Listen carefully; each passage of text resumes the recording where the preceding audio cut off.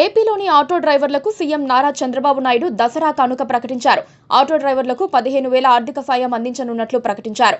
వాహన మిత్ర కింద రాష్ట్రంలోని ఆటో డ్రైవర్లకు ప్రతి ఏటా 15,000 అందిస్తామని సీఎం చంద్రబాబు ప్రకటించారు. ఈ ఏడాది దసరా రోజున 15,000 ఇస్తామని అనంతపురం సభలో ప్రకటించారు.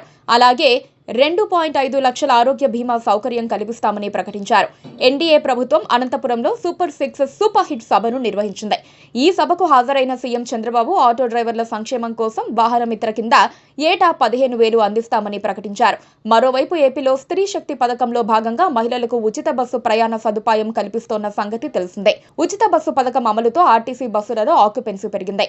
మహిళా ప్రయాణికుల సంఖ్య భారీగా పెరిగింది. దీంతో తమ ఉపాధికి గండిపడిందని ఆటో డ్రైవర్లు వాపోతున్నారు. ఉచిత బస్సు పథకం అమల్లోకి వచ్చిన తర్వాత ఆటోలకు గిరాకీ తగ్గిందని, తమ కుటుంబాలను పోషించుకోవటం భారంగా మారిందని ఆవేదన వ్యక్తం చేస్తున్నారు. పలుచోట్ల నిరసన కార్యక్రమాలు కూడా నిర్వహించారు.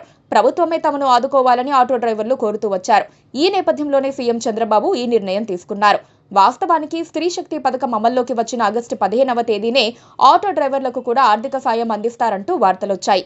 సీఎం చంద్రబాబు కూడా ఆగస్టు 15న ఆటో డ్రైవర్లకు ఆర్థిక సాయం అందిస్తామని గతంలో ప్రకటించారు. అయితే వివిధ కారణాలతో అది సాధ్యం కాలేదు. తాజాగా అనంతపురం సూపర్ 6 సూపర్ హిట్ సభలో దసరా రోజున వాహన మిత్ర పథకం ప్రారంభిస్తామని, ఆ రోజే ఆటో డ్రైవర్ల బ్యాంక్ ఖాతాల్లోకి 15,000 జమ చేస్తామని చంద్రబాబు ప్రకటించారు. దీంతో ఆటో డ్రైవర్ల కుటుంబాలకు కాస్తైనా ఊరట దక్కే అవకాశం ఉంది. మరోవైపు స్త్రీ శక్తి పథకం కింద రాష్ట్రంలో ఇప్పటి వరకు 5 కోట్ల మంది మహిళలు ఆర్టీసీ బస్సులలో ఉచితంగా ప్రయాణించినట్లు చంద్రబాబు ప్రకటించారు. మహిళలకు ఉచిత బస్సు పథకం జెట్ స్పీడ్ లో వెళ్తోందని అభివర్ణించారు.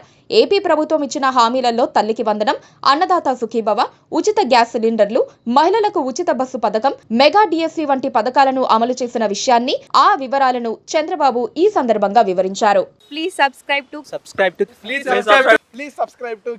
subscribe to KTV Telugu. KTV Telugu. KTV Telugu channel.